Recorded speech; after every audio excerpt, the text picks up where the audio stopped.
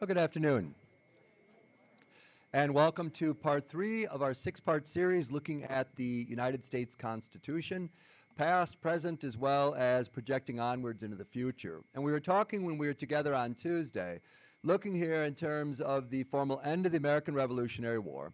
And from the standpoint of the 13 colonies, the question then became one of what now, or what next, in essence. And in this regard, they knew that they had these Articles of Confederation, they had the Continental Congress that was thrown together haphazardly all the way back in 1775. It was more of a focus here of prevailing, emerging successful or victorious in this American Revolutionary War. Well, the Americans are going to do just that, and now they realize that these 13 colonies, some of them are very large, the majority of them are very, very small in terms of population, that they need some sort of centralized government. Because really what was happening here is that for this new nation, formally minted in July 4th, 1776 officially, what you have here is in essence 13 independent countries almost. And they see each other as rivals in the vast majority of cases, or at least they look at one another with a good deal of suspicion. This is particularly true of the 10 small states, looking here at the larger 3 states. So there had to be some way, in essence, to bridge this gap and to get this nation formally here in its embryonic stage off on the right foot, if that were at all possible. Well, the delegates will descend here in May of 1787 from the 13 colonies. All of the 13 colonies are going to send representatives to Philadelphia here in May of 1787, with the exception of Rhode Island.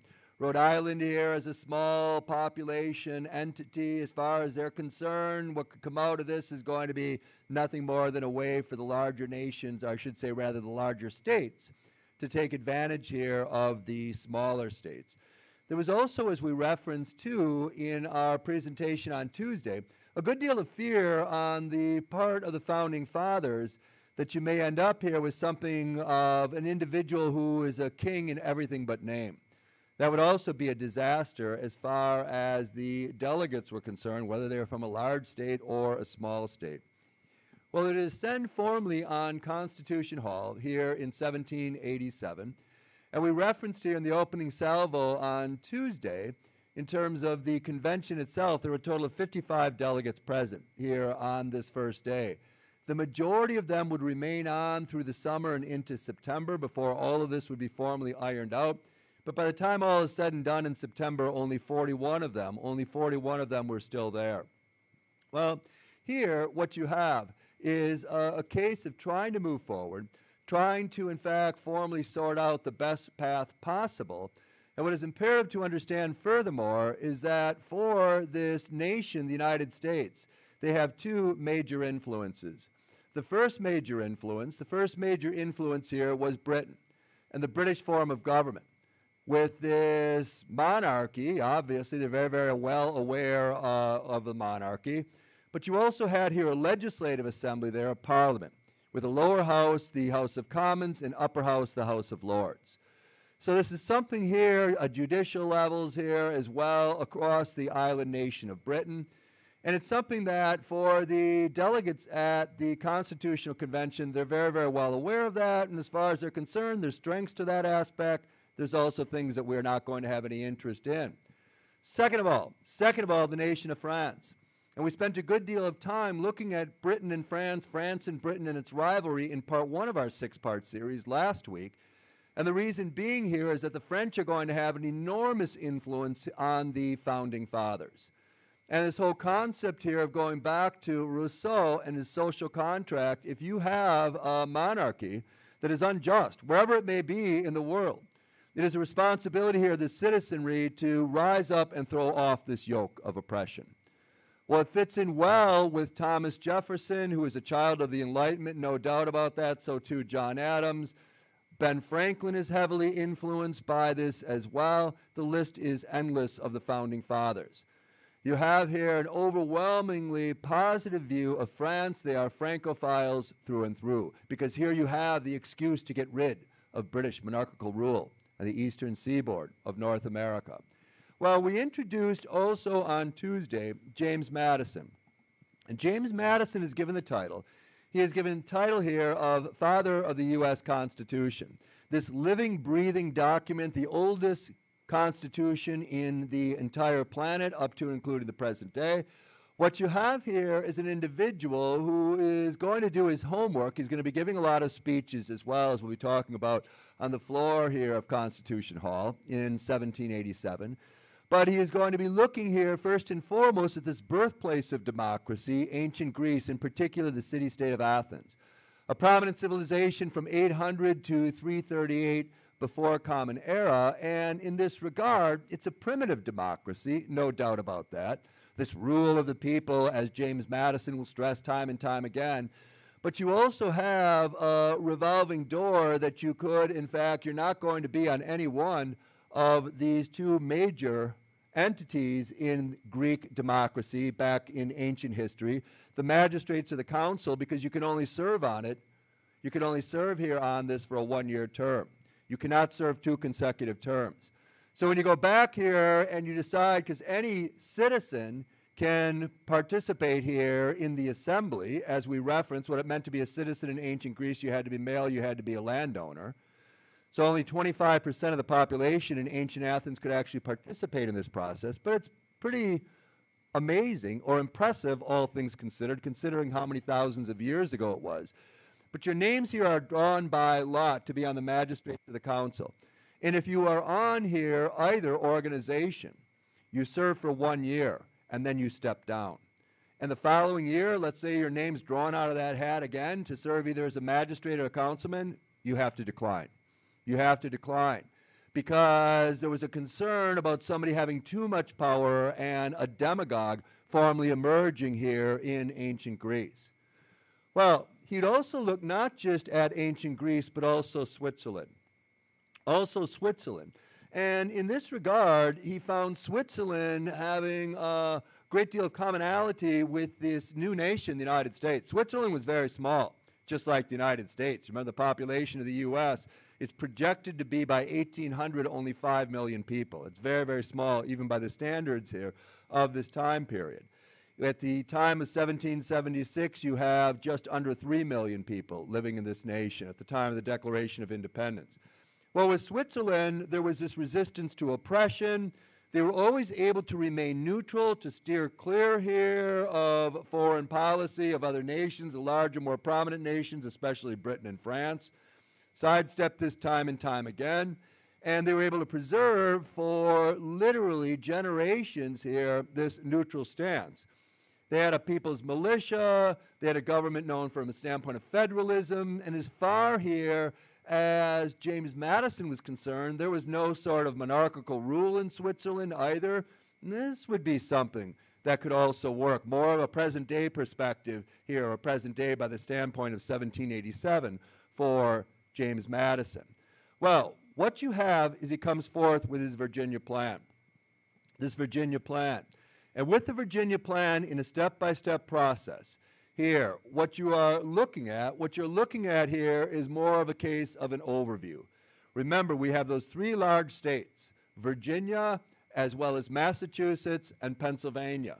And the other 10 states here are leery that these 3 states who control more than half the population of this new nation, the United States, they're going to be pretty much ruling the roost. Well, here you have an individual, James Madison, who is going to put forth this Virginia plan. And first and foremost, he's going to state the obvious. You have this need here in this new nation, the United States, here in the year 1787, a need for a strong central government. We do not have that. We have state governments all up and down the eastern seaboard here, no problem whatsoever. But we need to have a focus. We need to have a strong centralized government. Second of all, this central government, or this central authority, this federal government needs to be superior. It needs to be superior to all 13 states. No other way around this. Third, as a way of further enforcing this, we need a federal court system. A federal court system. And he would point out here, James Madison, he would point out that in terms of federal courts, you have this is very, very prominent, especially in the island nation of Britain. And it worked quite well. You have various layers. We need various layers here as well. It's something here that we could take from the British. It would work no problem. Fourth, representation.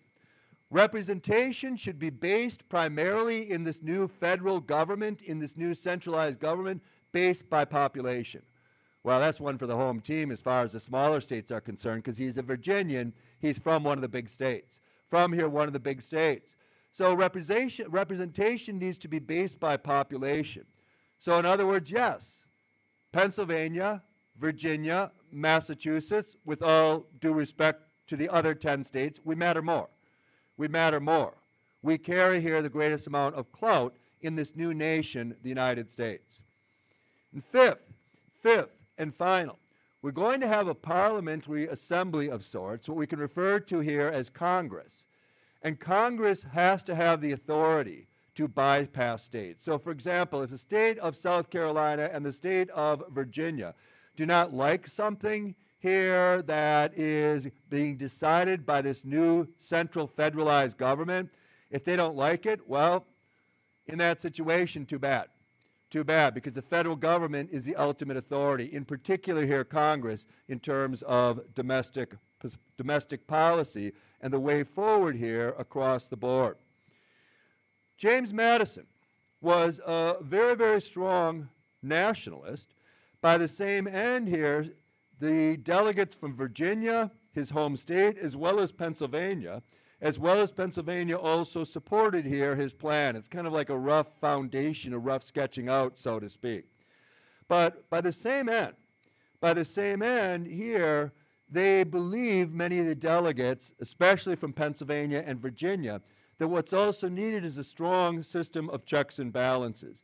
Because you don't want the courts becoming stronger here than the legislative entity or Congress. You want this to be set up that each side has power over the other entity and the other entity has power over it. Okay?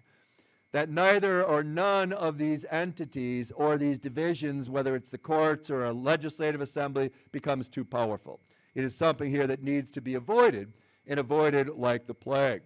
Well, in this case, at the same time that the Virginia plan is formally put forth, you're going to have a delegate here from South Carolina, Charles Pinckney. Charles Pinckney, who lived from 1727 to 1824, he would put forth what became known here as the Pinckney Plan. The Pinckney Plan. Well, for Charles Pinckney, because remember, this is more of this blank slate that the Founding Fathers are dealing with. They've got an idea as to how things would look, but they're not exactly sure how it could all be ironed out, and you need here majority rules to get this off the ground. You also want to keep whatever comes forth. You want to keep this flexible enough so that everything isn't etched in stone and it becomes this rock that's completely immobile as the decades, in fact, formally pass. Well, the Pinckney Plan. The Pinckney Plan here, coming forth from this delegate of one of the smaller states, South Carolina. Charles Pinckney stressed the following. Number one, we have to have a very strong central government. Okay? Well, he agrees there with James Madison, no doubt about that. Number two, we have to have a bicameral legislature. So yeah, we'll have a House of Parliament or Legislative Assembly of Congress, whatever we're going to end up calling it, that's fine. But there should be two houses. There should be a lower house, a House of Delegates here also, or a House of Representatives, as he also describes it as. And the House of Delegates here, or the House of Representatives, they would be popularly elected. Popularly elected. And then from this House of Delegates, those who are on the floor here in this lower house, what they would do is then they would vote from amongst themselves members to sit in the Senate. Okay? This would be here the creme de la creme. You're going to go to the upper house. You're going to go here, in fact, to the upper house, the more important house. And Pinckney would stress that in this regard, we're comparable to Britain, because Britain has House of Parliament. They got the House of Commons, the lower house. The lower house. They have the House of Lords. The House of Lords, the upper house. And the House of Lords was the landed aristocracy, the creme de la creme. Now, they're not voted on by the House of Commons. It's more of a case if your father was a member of the House of Lords and you are his eldest son, you are going to inherit that title. But it would be a way here far more prominent to be a member of this U.S. Senate as opposed to being a member of the U.S. House of Representatives. Well, in this case, what terms, how they'd be ironed out, etc., wasn't exactly clear, but you had to run for election for the House of Delegates. The Senate you would not. And you would have here the national legislature. The national legislature here is going to overpower, it's going to be the authority of the land. It is going to oversee all the states, they're all subservient, all 13 of them, no exceptions. But also here, you would look towards bringing forth a chief executive or president, to basically oversee all of this, to oversee this new strong federal government or centralized government. The chief executive would also need to have veto power over legislation that comes forth from this bicameral legislation, from a House of Representatives as well as a U.S. Senate. Well, here, it's a proposal, it's a plan, and as far as many of the delegates are concerned, they're listening here to James Madison. They're listening as well to this Pinckney plan that was put forth literally the same day as James Madison finished up his overview as to what he envisioned for this federal government. And many of the smaller states begin to protest. And they begin to protest because, as far as they were concerned, we're not here in Philadelphia to establish a new government. What we're here in Philadelphia to do is to strengthen the Articles of Confederation. We're not out here to reinvent the wheel by any means. That wasn't our understanding here for coming to Philadelphia this summer. Well, what this represents is a bit of a rift, once again, between the delegates in terms of understanding and how to move forward. They also realized here on May 30th, 1787, that they would vote on formally scrapping the Articles of Confederation or still keeping them as a possibility. Well, majority rules here. Of these 55 delegates, the Articles of Confederation are officially scrapped. Now it's time to work on plans that came forth from James Madison and or Charles Pinckney, if at all possible. Well, the goal now becomes exclusively to develop here a new government, a federal government, and to move forward from there. Well, what the decision is made here, is to have three distinct branches, or three distinct entities that will be put in the Constitution. And what you want to do when you're in this situation, you have a lot of people here who are leery of other delegates, etc., leery of other states in particular. Some of them already have a great deal of hostility. The northern states have a pretty patronizing attitude towards the southern states and the southern delegates, and the feeling is also, in fact, formally mutual. A lot of that is because of the issue of slavery at this time. But what you have here is a sense with the federal government. James Madison, with his Virginia plan, what he recommended is, let's start, if we're going to try and develop here three distinct branches and a system of checks and balances, a sharing of power, so to speak, let's do the easy part first. And the easy part first will be to start with this legislative branch. I have referenced this as well. My fellow founding father here, Charles Pinckney, put forth a very good idea, as far as I'm concerned, in terms of a two-house legislature, a lower house as well as an upper house. The upper house, the Senate, would be more prominent than the House of Delegates or House of Representatives. That makes a good deal of sense. But what you have here, is a sense of moving forward. Let's start with the legislative branch because it'll be the easiest. Well, the delegates therefore turned first and foremost to this Virginia plan, with also potentially part of the Pinckney plan tied in with it. And here, what you have is that Virginia, Pennsylvania, Massachusetts, no surprise at all, they were all on board that the way we set up this legislative branch or Congress is that it's based on population. Well, they are the three dominant states in terms of population, and the 10 smaller states, as far as they're concerned, that's not going to happen. That is not going to happen, because if that's the situation here, we're going to be nothing more than pawns for the larger states. Well, here, what the smaller states were proposing, is let's do the same thing we did with the Continental Congress as well. Here's the Articles of Confederation. One state, one vote. We got 13 states here. We're going to have 13 votes. Well, as far as Pennsylvania, Virginia, Massachusetts were concerned, that's not going to happen. That's not fair, not in any way, shape, or form. We're over 50% of the population here of the United States. So you're at this first bump in the road. Well, what you have coming forth from these individuals here in 1787 at Philadelphia was this tremendous ability to compromise. Life is an eternal compromise, okay? And in this situation here, for these delegates, they realize they've got to work out some sort of plan that would benefit both sides, and we can move beyond this. And what they decide here, they're looking at a British model for a lower house and an upper house. Like the British had the House of Commons, the upper house was the House of Lords. They're looking here for a House of Representatives, the lower house, and an upper house here, the Senate. How to work this through in terms of representation, that became one of the major challenges. Well, Connecticut here is going to come up with a compromise. Delegates from the state of Connecticut will come up with a compromise that they think should work for both states, or all states.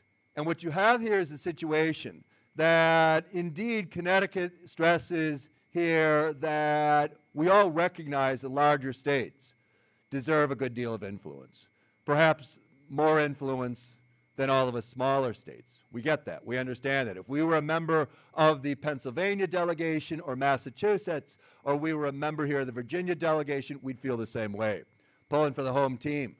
However, how about this? This lower house, this House of Representatives or House of Delegates in this legislative assembly that we're talking about, the lower house, that's going to be based on population. And the way we're seeing this in terms of overall population is we're looking at a House of Representatives that's going to have a total of 65 members. 65 members in this House. So in this case, Pennsylvania, you're going to receive more delegates than Connecticut's going to. No doubt about that. Virginia, you're getting more delegates than Georgia. Everybody is going to be represented. We'll all get here, and there's at least one representative for this House of Representatives. But by the same end here, we have to have a situation that the larger states are also viewed in a prominent light. They deserve more seats. But the upper house, the Senate, in this regard, what we need to do, which is far more important, far more prestigious, every single state gets 2 senators. Every single state. Pennsylvania, you're getting 2 senators. Rhode Island, they're not even here at the convention. Rhode Island is also going to get 2 senators. They may only get 1 member of the House of Representatives. But in this regard here, it's more important, but now we're equal. Now we're equal for the final stage of legislation that's going to go forth. The Connecticut Compromise. As far as the large states are concerned, yeah, that's fair. That's fair. As far as the 10 smaller states are concerned, that makes perfect sense. Perfect sense. No problem. No problem whatsoever. So the situation here is that the first major hurdle of these 3 branches of government, the legislative branch, it's off and running. It's off and running. The question became one of, well, what do we do? We're going to have the members of the House of Representatives. They're going to be elected by the popular vote. To be here, able to vote at this time in the United States, you had to be male, you had to be a landowner. And in this sense, you're going to have here, it's a very, very large enfranchisement, in fairness, compared to especially most nations in Europe at this stage. So you're going to be here electing members to sit in the House of Representatives, but then what do we do with the Senate? What do we do with the Senate? Do we have that elected then from the House of Representatives to go up by state delegates, et cetera? That became a question. It was something we could iron out later. Regardless of how they're appointed or if they're going to be elected as well, they're all going to get 2. We're all getting 2. We all agree on that. Perfect. They can move on. Well, the issue here, the final issue to sort through when you have this population part of it is slavery. And the slave population. Now remember, slaves make up 25% of the population here of the United States at this time. And as far as Southerners are concerned, they are not humans. They are basically here property. They are a property that's off the table. We're not talking about this in any way, shape, or form. There'll be a number of northern delegates who have a great deal of hostility to this institution. They see the South as a grave embarrassment here in 1787. An institution that is not sustainable, needs to be done away with. That comes forth later on as the summer of 1787 progresses. But from the standpoint of the issue of slavery, the issue of slavery is that the southern states will stress they are not citizens, they have no rights, they're property. They are property. And 5 to 7% here of Southerners, Southern landowners, are slave owners. So not the vast majority, not by any stretch of the imagination, but for these individuals who owned slaves, they had very, very large slave populations. Well, in this case, as far as the northern states are concerned, well, then slaves aren't counted. As far as the southern states are concerned, no, they should be counted. Well, you just said they're property, they're not human beings. That doesn't matter. They are still here part of our estate, part of our respective states. And in this situation, for representation, the slaves need to be counted. Well, the northern states, who basically have no interest in slavery, and not because they were more enlightened by any stretch of the imagination, just because there was no real need for slavery, in states like Pennsylvania and New York here at this stage, and Connecticut and Massachusetts, etc. As far as the northern states are concerned, you can't have your cake and eat it too. It came time for another compromise, therefore, to iron this out. And at this time, what the compromise is made is that slaves can be counted as individuals, as a person, but only 3/5. So every slave you have, that is 3/5 of a vote, to add here to your numbers in the seats of the House of Representatives. And with this 3/5 compromise rule for North and South, what we're going to end up with, and they can already see the writing on the wall by early June of 1787, is you're going to end up with this lower house here on the legislative branch, a lower house that is going to have, in terms of the northern states, 35 representatives from the northern states, 30 representatives from the southern states, okay, for a total of 65. We all know there's going to be a total of 26 senators when all is said and done, if everything gets off the ground, because you've got 13 states, 2 senators across the board, hence that will be the reality. So it appears as though here, as the early summer formally begins in 1787 in Philadelphia, that with this legislative branch, it's in pretty good shape. James Madison is very pleased. He's very pleased because he believed this would be the easiest of the 3 branches. Now it was time to move on to the executive branch. To the executive branch, which would be, in fact, a bit more challenging. A bit more challenging. But what you witness here in the Constitutional Convention is the importance of compromise. And we see it through and through with the establishment of this legislative branch. What do we do with the populations? How do we make this fair? How do we make this attractive for all 13 states, preferably, or at least the majority, because 9 of the 13 states have to ratify this Constitution to make it official. They can move on to the executive branch. Well, for the executive branch, you have here an individual. You have here an individual who is going to speak first, and that will be, once again, James Madison. But the problem for James Madison was setting up the executive branch. He was leery about any one single individual, a chief executive or a president, as the phrase is already being used, who is going to have too much power.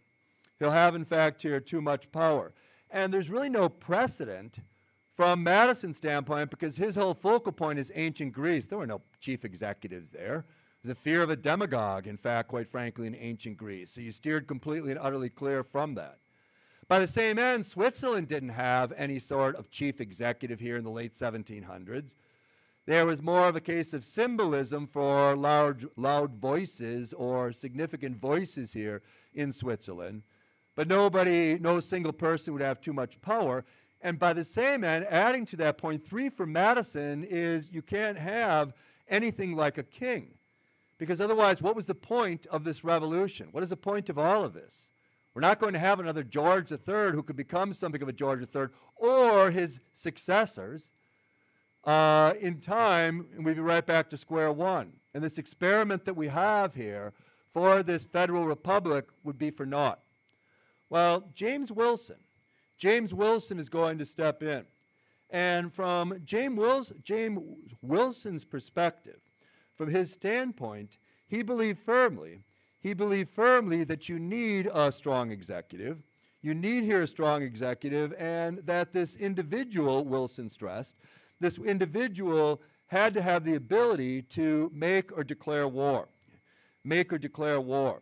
By the same end, this individual should also be given a relatively free hand in foreign policy. In foreign policy, that's more or less his turf. Domestic policy, James Wilson stressed, this Virginia delegate, domestic policy is the turf of Congress. This House of Representatives, this Senate. As far as foreign policy, the executive branch should have a fair amount of freedom to conduct foreign policy as that chief executive would see fit. Well, as far as many delegates were concerned, this was an issue, and it was an issue because in terms of it came down to declaring war, Congress should have that ability. Because otherwise you could have somebody who's just going to decide to start declaring war all over the place, and there's no implications, no ramifications for doing that. So in this regard here, as a compromise, to start talking in terms of only Congress can declare war. Only Congress can declare war. It's part of the system of checks and balances. But the chief executive here, as far as James Wilson is concerned, foreign policy is more or less his gig, his turf here at this time. Because we have to empower this individual. Because if we don't empower this individual, he's going to become nothing but a pawn of Congress. And if we give him too much power, he's going to become an autocrat. He's going to become a demagogue. And he had the potential then of destroying here this democratic experiment. Well, with James Wilson, he is looking therefore for a national executive who has power over Congress, but is also here answerable to Congress. And in this sense, he also has to be sure, and he is stressing this to the delegates in Philadelphia, that whoever this president becomes, he cannot be given so much power or trample over the rights of the other two branches to the stage that we're going to end up with this demagogue. We're going to end up with an individual who would threaten the republic itself. So it's a bit of walking here in a minefield, a bit of trying to walk down the middle of the road. You want a chief executive who's strong, but not too strong. Not too strong. Because he would stress as well, James Wilson, going back to the Magna Carta in 1215 in historic Britain, stressed here to King John, and for all the monarchies that followed, no one, whether king, queen, whoever, no one is above the law. It has to be the same thing here. Well, this becomes a challenge. It becomes here a major challenge, no doubt about it. But as far as the founding fathers were concerned, here as the summer of 1787 progresses, we can iron this out. We can iron it out, no problem. Not a question of if here, it's a question of when. But the bigger issue here for these individuals, is that do we appoint a president, or do we elect a president, or how should we do this? How should this be, in fact, formally established? Well, the decision is made is that if we're calling ourselves a parliamentary democracy, which is what we're going to be here as a strong federal government, we should allow for the people themselves to formally elect the president. We shouldn't be appointed by Congress. If he's appointed by Congress, he's going to be answerable almost exclusively to Congress. So in this sense here, we should have this set up, we should have this established of a popular vote across all 13 states in our nation, the United States. A popular vote. Well, that's fine on paper, but the founding fathers here, who are also very well educated, they're all overwhelmingly very, very wealthy. As far as they're concerned, they look at the average person who's going to be electing here this chief executive, and they see them as completely ignorant. Is that a lofty attitude to have? Yeah, no doubt about it. They don't care. So the concern here is, what if you have these people who are going to be allowed to vote in our democracy, the others? what if they get together and decide, oh, this is the person who's best, and it's the worst fit imaginable? This person could be corrupt as hell, etc. It'd be a disaster. And it's going to hurt all of us here, us delegates, or our children or grandchildren at some point in the early 19th century. Well, the decision is made here, and it's brought up again as a compromise, that yes, let's have an open election. But we'll also introduce, as an insurance policy, the Electoral College. The Electoral College. Now, with the Electoral College here, it's an insurance policy as far as the fathers are concerned, that you can basically make sure you get the right person in this chief executive position. So when the Americans are going to be going to the polling booths here, as they're talking about the executive branch now, as the Americans are going to the polling booth, what you're doing here is you're voting, yes, it looks like you're voting for that person, person A or person B, but what you're really doing is you're voting for delegates from your respective state who are completely tied to either candidate A or candidate B. And in this sense, the election, which will be held every 4 years, is not going to be over. It is not going to be officially over here until you have a situation that the Electoral College has voted, has formally confirmed this. Well, the problem, which was also brought up here on the floor of Philadelphia in 1787, is that, well, what this could mean here is that with majority rules, we're calling ourselves a democracy, and you can have a person who doesn't receive the most votes, candidate A, finishes second to candidate B, but candidate A still wins the election because they won the Electoral College. That's not democratic. Well, let's hope that doesn't happen, would be the attitude on the part here of the Founding Fathers. And of course, it's happened 4 times, okay? 2 times in our lifetime. To which it's a sense of how can you call yourself a democracy when the person who wins the most votes does not get to be president? I don't want to make this a Democrat or Republican thing, but the fact of the matter is it doesn't make a lot of sense. This decision was made in fairness by the Founding Fathers because they had no respect for your average American, this average American male who's going to be going to the voting booth, to make the right choice. So you've got to put up Plan B to make sure you get the right person in there. The Electoral College. Well, another compromise, and as far as these delegates are concerned, it sounds workable. It sounds doable. We have here a backup plan, a Plan B. As the convention continued, the last thing for them to work through was the judicial branch. So we've got not perfected the legislative branch. We've got here a skeletal framework, a foundation as to how it's going to go. By the same token, we have an executive branch. What this chief lieutenant, chief executive, or president, whatever you're going to call him, George Washington here is known, remember, as the president of the Constitutional Convention. He's saying very, very little. He was very, he's a charismatic figure, kind of like let the forces roll here as they may, said very little throughout the entire summer of 1787. In this situation, next and final, after you have pretty much set the executive branch, you're going to have this person popularly elected, which is a gamble, but if you have that Electoral College, it's not going to be a problem. It's not going to be an issue. The judicial branch. Now, here's the problem with the judicial branch. The judicial branch, what the American delegates here in Philadelphia, this summer of 1787, when they thought in terms of judicial branches, basically, not so much state courts across here the respective 13 states, or what before that had been the 13 colonies that were obviously heavily British influenced. What they're concerned with here is that in Britain, in the 1700s, British judges were overwhelmingly tied to the English crown. They're overwhelmingly tied here to the House of Lords, to the landed aristocrats, the gentry. And in this case here, they're going to overwhelmingly be siding with the landed classes. And this is something here that we want to try and steer clear of, if at all possible.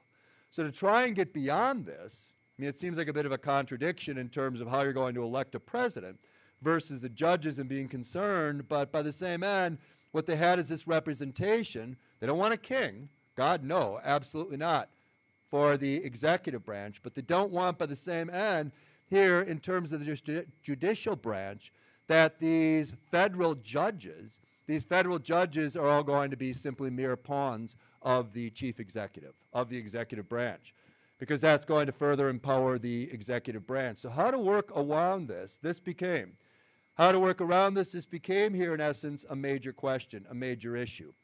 Well, for the judicial branch, all of the delegates here in Philadelphia, they could all agree here that what you had first and foremost is that the federal courts had to be superior to the state courts. So if the state courts say it's A and it goes up to the next lowest level of federal courts, and the federal courts say, no, it's B, you lose. Or they could send it back here to the state courts, maybe have someone else look at it, etc. So ultimate jurisdiction here would rest with the federal courts. Well, no surprise there. Just like the government itself, you're going to have this legislative assembly, national legislative assembly superior to a state legislative assembly from South Carolina or Connecticut or Rhode Island or whatever would be the case. So they have that squared away. But by the same end here, what they envision is levels of federal courts. Levels here of federal courts to varying degrees. And in this sense, the focus would be to give these courts not just power over the state courts, but also here the judicial courts would have a say in terms of the executive branch, would have a say in terms of the legislative branch. And this would go all the way up here, these federal courts, to a supreme tribunal, what eventually becomes known as the Supreme Court. And the question became one, what do we do with this? What do we do here with this Supreme Tribunal? Well, we can appoint here, we can have the president formally appoint members of the Supreme Tribunal. They're all overwhelmingly be coming from the federal courts. It's kind of like a step up, a step up, a step up, a step up. Now you are on the Supreme Tribunal. Or if you were in the Supreme Court, there's no way you're going to be allowing here for individuals in the House of Representatives to be here appointed for life. There's no way you're going to have here individual a chief executive. It's already at. So he can only run for a 4-year term. He wants to run for a second 4-year term. That's fine. No issues there whatsoever. But you can only serve one 4-year term here, and then you have to run for re-election. So you're not going to be appointed for life. God, no. Absolutely not. So you have this, but to further empower here the Supreme Tribunal, you are going to become a Supreme Court justice for life. For life. Well, at this time, a life expectancy here wasn't all that high. Wasn't all that high. I can even go a century forward to 1880. Life expectancy in the United States in 1880 was 48 years. So you have here a sense that even if you're appointed for life, you're most likely not going to be serving a couple of years. Time's not on your side by any stretch of the imagination.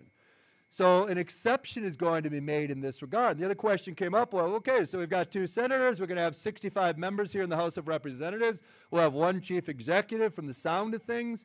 How many Supreme Court justices? Well, they don't answer that question. Okay? So there's nothing in the Supreme Court, nothing here in the Constitution saying how many Supreme Court justices you can have. You could have 9. Sometimes, for the most part, you have 9. Sometimes there have been 13, 6. You could have 47. You could have 112 if you want. There's nothing in the Constitution that said this.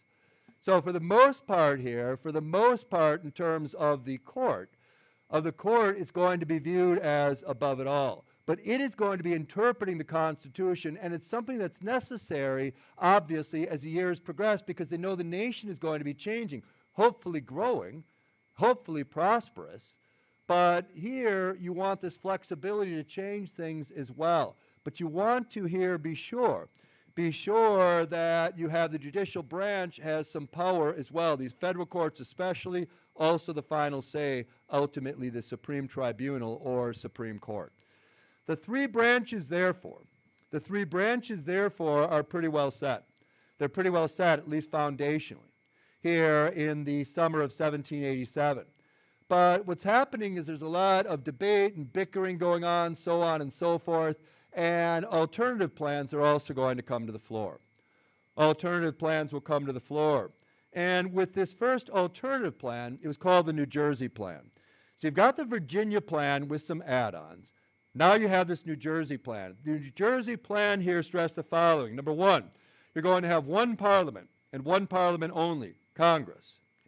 Not two entities, not a representative house and a Senate house. You're going to have just one.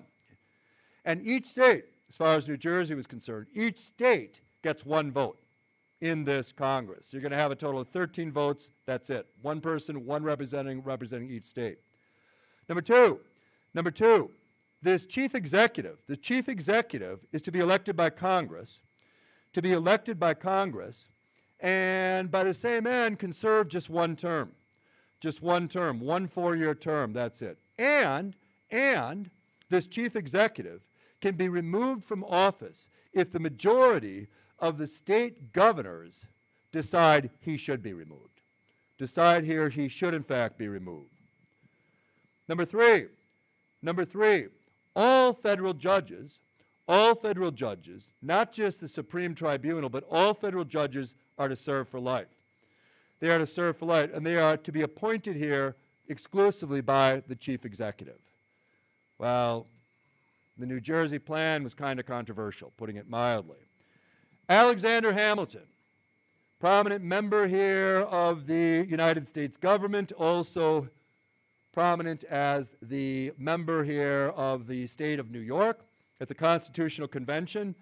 What Hamilton did is he got a little bit fed up with all the bickering going on and each state grandstanding and posturing, especially the smaller states, when it just needed to move forward.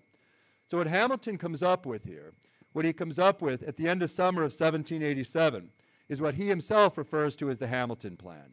And what his intent was here was to make a mockery out of all these plans and all this thing basically being dragged out. The Virginia plan is fine. Let's move with it. Let's get this Constitution up and off the ground and call it a day.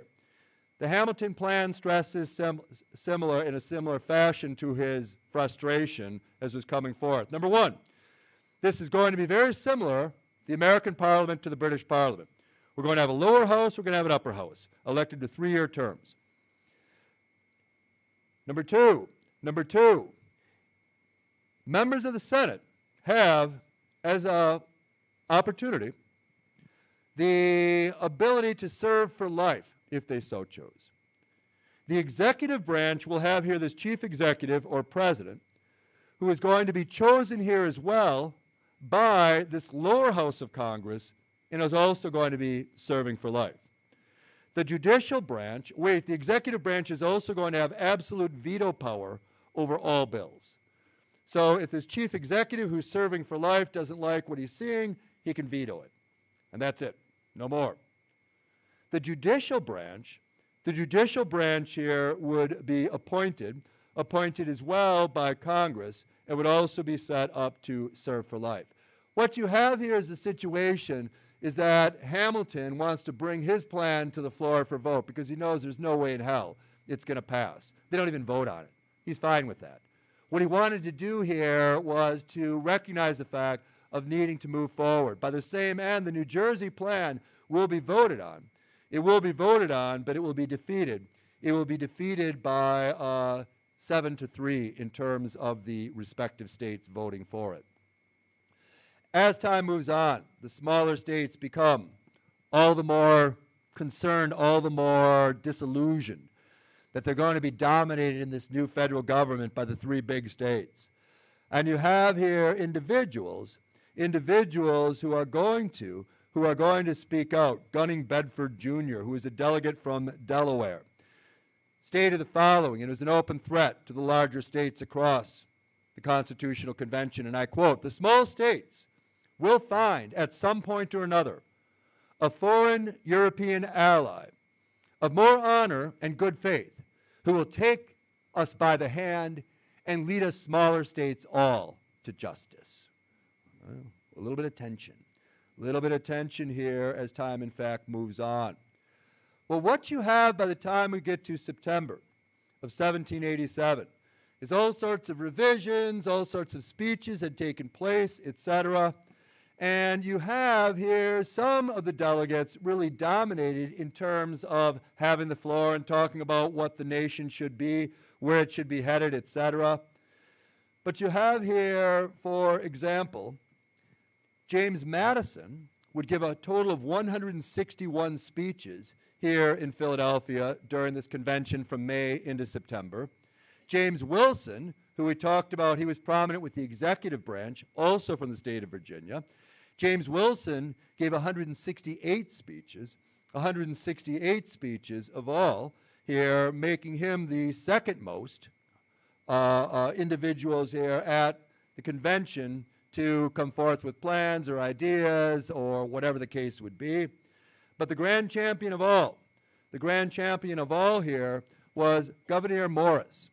Gouverneur Morris. And Gouverneur Morris was a delegate. He was a delegate from the state of Pennsylvania. And Gouverneur Morris is somebody who is a very interesting individual. He was somebody who believed firmly that we've got to pull all of this together and that we have to see ourselves as one nation, not as 13 distinct states. That we have to have the strong centralized government. And it is an absolute necessity to come forth from this convention with this effectively intact. He's a resident of the city of New York. He's best known here for establishing the grid system across Manhattan, developing 17 different avenues, a total of 155 seats, really helped build the infrastructure of New York City, late 1700s, early 1800s.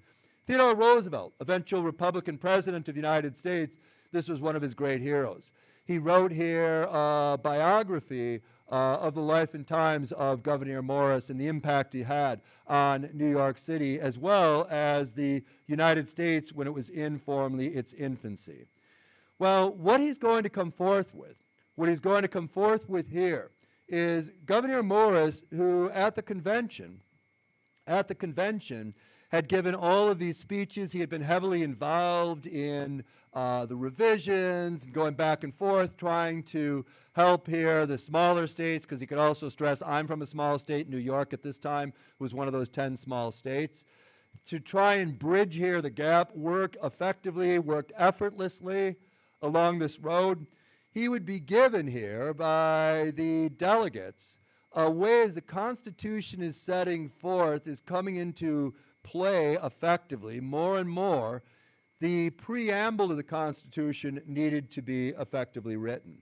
And in this sense, Gouverneur Morris will be asked, since he had done most of the speeches and a great deal of the legwork and was so heavily involved, so too was James Madison, no doubt, if he would write, in essence, this introduction. Okay? The introduction. So like, for example, in the Declaration of Independence, Thomas Jefferson is writing the introduction, July 4th, 1776. Then he goes into the reasons. So it's very, very common at this time. So now you've got this foundation of this federal government, this central government, but you need an introduction to it. Well, what he did, Gouverneur Morris, as he sat down and he wrote his opening salvo, was as follows. We the people of New Hampshire, South Carolina, Georgia, Connecticut, Rhode Island, so on and so forth. And I was like, no. That's what that's doing, is it's recognizing here these independent states as opposed to one nation. This could be viewed as like 13 distinct nations, which is exactly what a lot of the smaller states are seeing this as. So he starts over. And he will author here this preamble to the Constitution. We the people of the United States. So we the people, in order to form a more perfect union, establish justice, ensure domestic tranquility, provide for the common defense, here support the general welfare, to ourselves and our posterity, to ordain and establish this Constitution of the United States of America. So he goes in here in terms of the detail of this preamble, and as far as the delegates are concerned, okay, this is perfect. This is perfect for wrapping things up in this sense. Well, Ben Franklin would state here, as a delegate of Pennsylvania, that the Constitution is far from perfect. It is far from perfect. There is no doubt about that. But what we have here is a working model that we've also set the stage, and all the delegates have agreed, that in the future, if we want changes or amendments, they can be added. Because what Franklin envisioned here is this new nation, the United States, was going to get larger as the 1800s progressed. Little did he know that it was become a massive nation, one of the largest on the planet in the present day. But it's going to get larger. Times change. Most likely, Franklin saw the northeastern part of the new nation, the United States, following a path comparable to that of Great Britain or France, with this Industrial Revolution, which began, of course, in Britain in 1760. It was making Britain here rapidly the most wealthy nation on all of planet Earth, or even wealthier than it had been before. He sees that France following a similar path. The United States should as well. The U.S. should also get involved in this as well, if possible. So he recognizes the fact that what you have here are changes are on the horizon. And if we have these changes on the horizon, this Constitution also has to reflect the ability to change with the times, to change here formally with the times. So in this sense for Ben Franklin, you've got the preamble done. You have here these articles. The articles in the Constitution, what they're going to do is they're going to spell out in detail what the jobs and responsibilities are of the legislative branch, as well as the executive branch, as well as the judicial branch.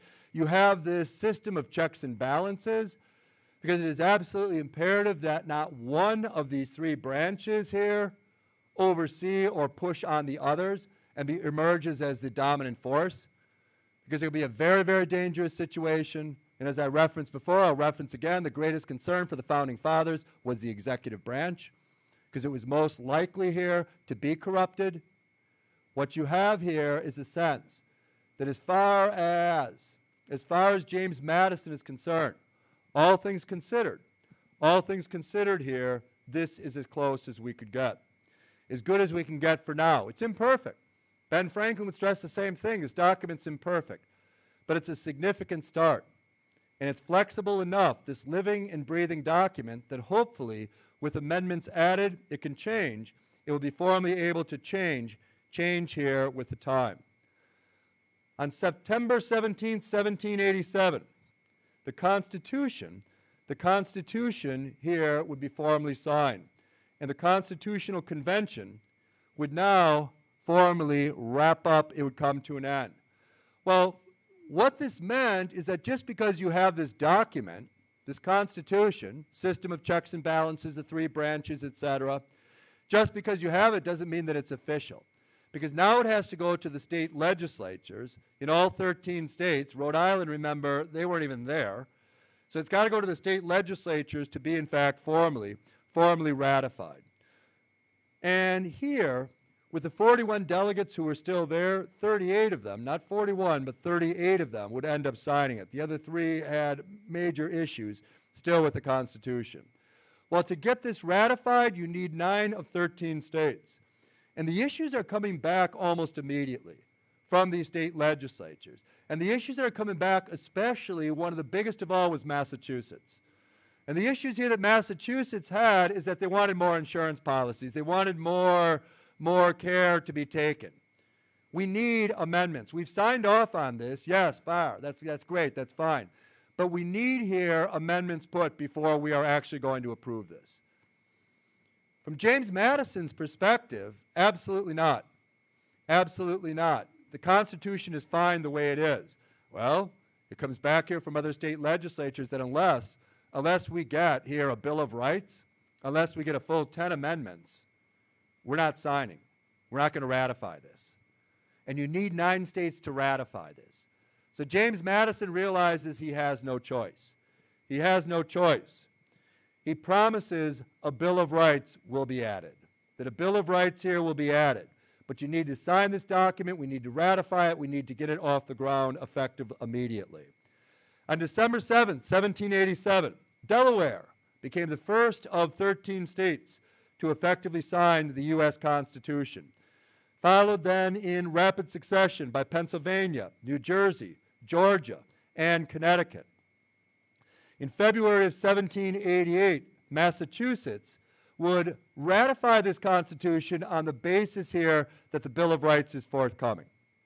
10 amendments right out of the gate are demanded. Maryland, South Carolina would follow suit. New Hampshire, on June 21st, 1788, made it official. And what you have here is you've got your 9 states.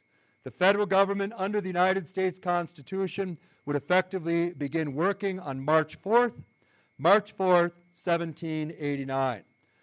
From a standpoint of the 10 amendments, it is something here that James Madison is going to be forced to add. He did not want to add them. He believed it could add here to more problems as the centuries, in fact, formally progressed for the United States, as opposed to making things easier. But he realized that he had no choice.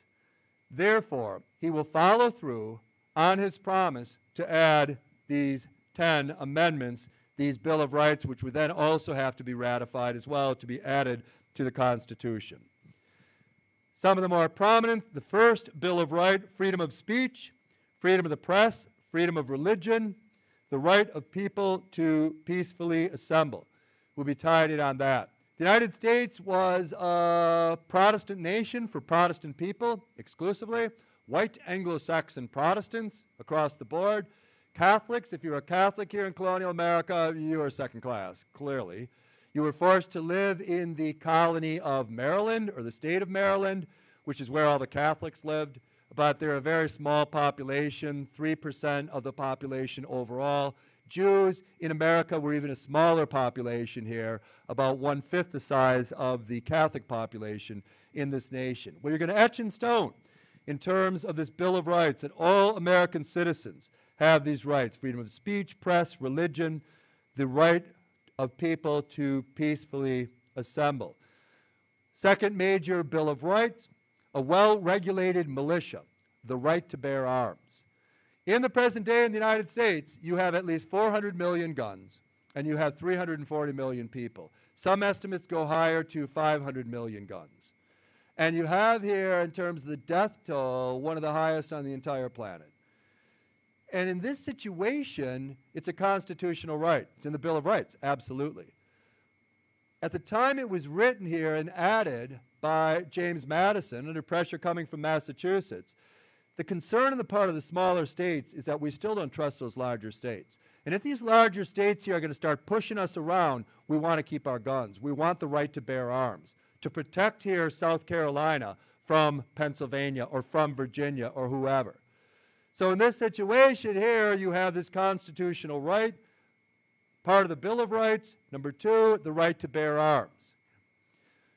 Other prominent ones: number 5, you cannot be tried for the same offense in this nation twice. Okay? Number 6, criminal prosecutions: the accused has a right to a speedy and public trial by an impartial jury. Okay? Also added as part of the Bill of Rights. Number 8, excessive bail shall not be required for anyone arrested, nor cruel and unusual punishments inflicted.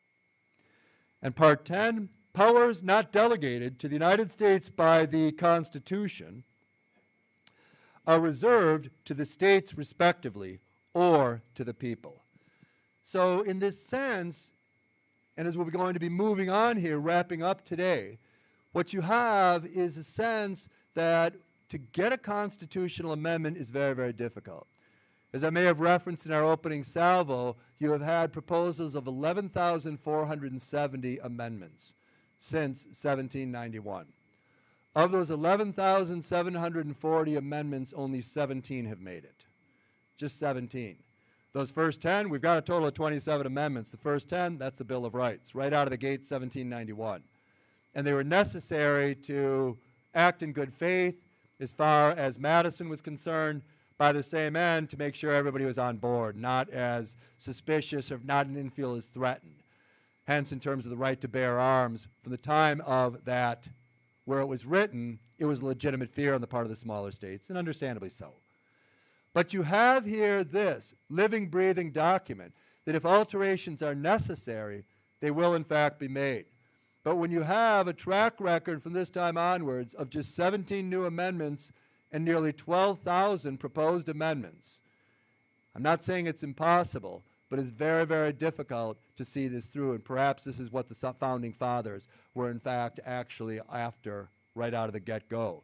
When all is said and done, the nation itself, the United States, would now start with this central government. George Washington is going to be elected President of the United States, the first president of all. He will run unopposed here, serving a 4-year term, his first 4-year term. And with these individuals, recognizing this as an imperfect document, which it is, but a flexible document, a living document nevertheless, if they would have been able to foresee the future of this nation as it continues here to formally grow and prosper over the course of the 19th century and the 20th century, they would be nothing short of amazed. In this journey of life, we have good times, we have bad times. This is also the case for nations. Going forward here for the United States, as a nation here is going to grow by leaps and bounds, more constitutional amendments will be added, and we're going to look at them over the course here of the 19th century and into the 20th century of some of the most prominent of all, and the impact that this would have across here this nation of the U.S., this federal republic experiment. This experiment here gets off the ground. What the future would hold, wasn't entirely clear. But for all intents and purposes, over the course of now nearly 250 years, is pretty impressive when all was said and done. Thank you so very much. Thank you.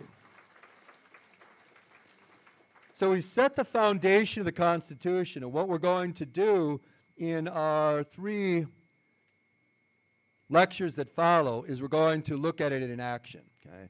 Look at it in action and tweaks that need to be made, Supreme Court decisions that are made, the impact that the American Civil War has. We're going to be adding 3 constitutional amendments after the Civil War ends in 1865, the impact of the women's rights movement, the impact here of prohibition, that noble experiment as was referred to as, and bringing things as well into not just the present day, but projecting onwards as well into the future. Any questions? Okay, if you have any questions, swing on up. Otherwise, wonderful to see you, and I look forward to seeing you next Thursday. Take care, be well.